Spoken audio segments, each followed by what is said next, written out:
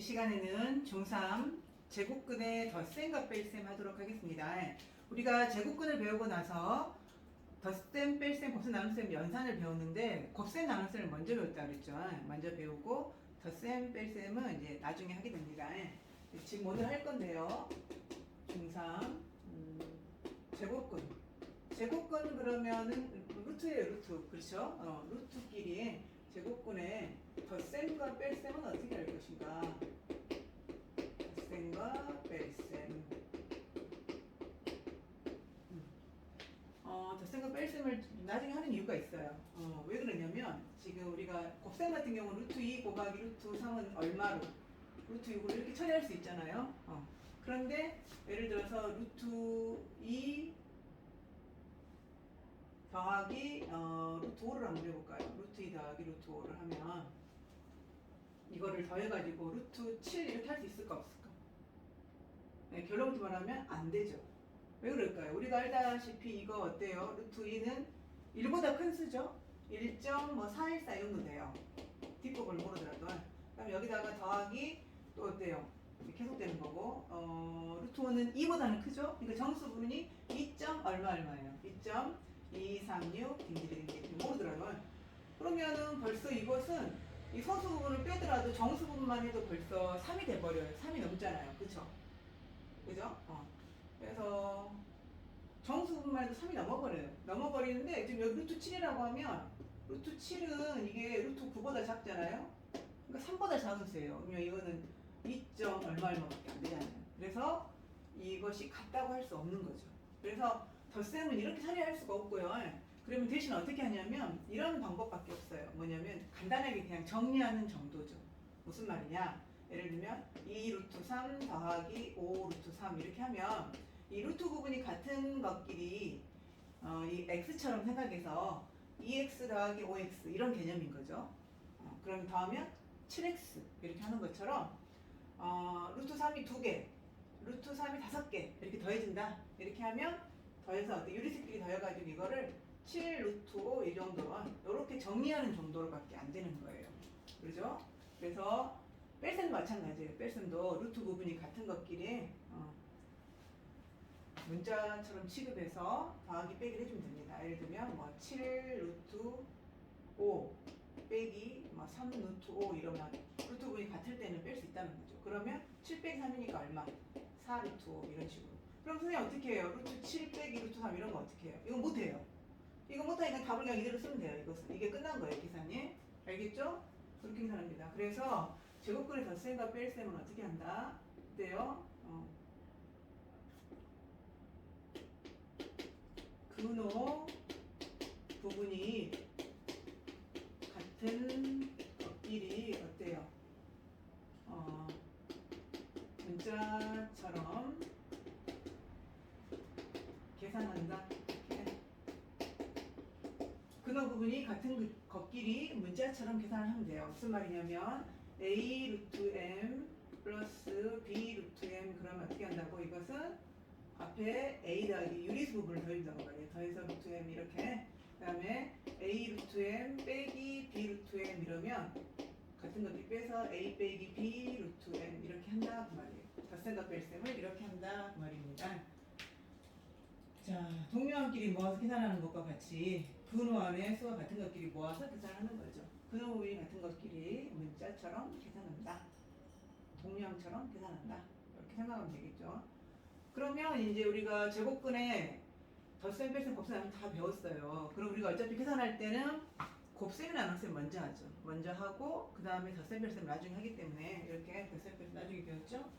그러면 이제 여러 가지 근호가 포함된 복잡한 식들이 나올 수가 있어요. 이제 그런 것들을 계산하는데 이번에 복잡한 식의 제곱근 계산을 어떻게 할 것인가 한번 해봅시다. 복잡한 식의 제곱근 계산. 일단 제일 먼저는 어때요? 가로가 있고 할 때는 분배 법칙을 사용해야 될 때는 분배 법칙을 먼저 이용합니다. 분배 법칙. 분배 법칙을 먼저 이용하고 그 다음에 이제 분배 법칙을 이용해서 예를 들면 루트 a 제곱 b 뭐 이런 수들 있잖아요. 안에 제곱수 나올 것들은 이렇게 a 루트 b 꼴로 붙여줘요. 붙인다. 네. 그 다음에 어떻게 해요 이제? 분배 법칙을 했다는 것은 이미 여기서 어때요? 곱셈, 나눗셈을 먼저 했다는 말이죠. 곱셈, 나눗셈이 분배 법칙에서 이렇게 해주고요. 가로를 풀고 그 다음에 이제 분수식이 있는 경우에는 분모의 유리화를 해줘야 돼요. 분모의 유리화를 해주고요. 그 다음에 이제 마지막으로 이제 덧셈 뺄셈을 해주면 되죠. 덧셈 뺄셈은 이제 순서대로 하면 되겠죠. 순서대로 분모 유리화도 해주고 어때요? 호랑이 계산하는 거 똑같아요. 곱셈, 나눗셈을 먼저 하고 덧셈 뺄셈을 나중에 한다.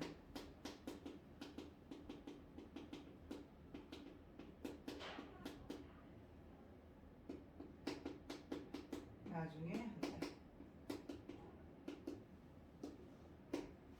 복잡한 식의 계산은 뭐 이거는 특별히 뭐 우리가 저걸 뭐 외우고 그런다기보다는 큰 흐름을 알면 되는 거죠. 일단은 가로가 있을 때 분배 법칙을 먼저 해줘야 되고요. 그 다음에 이제 이런 꼴은 반드시 유리수를 빼서 앞으로 a 루트 b 꼴을 고쳐주고요. 또 이제 무리수가 있으면 유리화를 해야 돼요. 유리화를 해두고 마지막 답을 쓸 때도 반드시 분모 유리화를 해서 써야 됩니다. 근데 이제 선생님 이거보다 좀 더 간단하게 하는 방법을 실제 문제를 풀면서 한번 보여줘 볼게요. 우리가 뭐 계산은 똑같아요. 루트가 무리수잖아요. 무리수도 역시 계산하는 순서는 유리수와 똑같으니까 곱셈 나눗셈 먼저 하고 덧셈 뺄셈을 이제 나중에 하는 겁니다. 나중에. 그러면 실제로 문제 약간 복잡한 문제를 가지고 한번 해볼게요. 복잡한 문제, 복잡한 식. 그리고 마지막 답을 쓸 때는 반드시 뭘 해야 된다?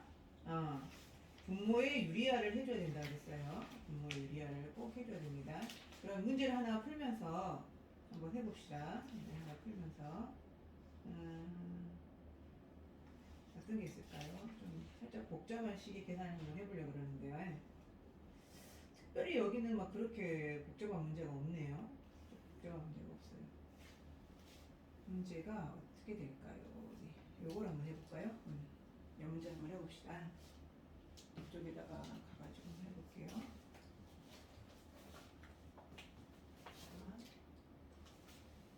루트 2 가로 열고 루트 6 플러스 루트 3 이제 이런 계산하는 것들은 선생님이 직접 이제 지도하면서 더 빨리 할 수 있는 방법들을 좀 알려드릴게요.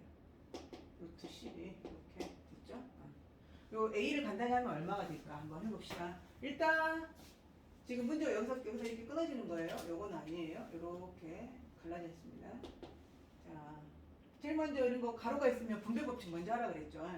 그러면은 뭐 책임학 풀이과정들은 곱해가지고 이거를 뭐 루트 2, 6, 12 막 이렇게 쓰거든요. 근데 선생님 같은 경우 이렇게 해요. 루트 6을 쪼개는 거죠. 쪼개는 게 훨씬 편해요. 루트 2 곱하기 루트 3이잖아요. 그럼 여기 루트 2가 곱해지니까 2 루트 3 이렇게. 그 다음에 여기 또 분배 법칙 하면 여기는 루트 6 이렇게 써줘야 돼요. 그죠? 그 다음에 이거는 마이너스 여기다 또 분배를 해줘야 돼요. 분배 법칙. 그런데 막 이거를 또 곱해가지고 막 유리화를 하고 이런 거보다는 루트끼리 나눌 수가 있어요. 이렇게. 그러면 3일은 3, 3, 6, 18. 마이너스 2 루트 6이 되는 거예요. 이거 루트끼리 나눠서 루트가 남아요. 그 다음에 또 이렇게 해주면 또 여기도 어때요? 루트끼리 나눠주니까 3일은 3, 3, 42. 루트 4죠. 루트 4는 2. 또 마이너스를 곱하니까 플러스 2, 4 이렇게 되는 거예요. 됐어요? 이래가지고 이제 어때요? 여기서 루트가 같은 것끼리 동류항이라고 그러죠. 동류항끼리. 그러면 루트 3 요거밖에 없으니까 1루트 3 떠놓고 요거 루트 6끼리 같이 계산할 수 있죠. 1루트 6 마이너스 2루트 6이니까 마이너스 루트 6 그 다음에 플러스 3 이런 식으로. 요게 답이죠. 최종 답. 네, 이런 식으로 써주면 되겠습니다. 계산을. 또 이제 문제를 풀어보면서 선생님이 어떻게 적용을 할 것인지 또 설명을 해드리도록 하겠습니다. 이상입니다.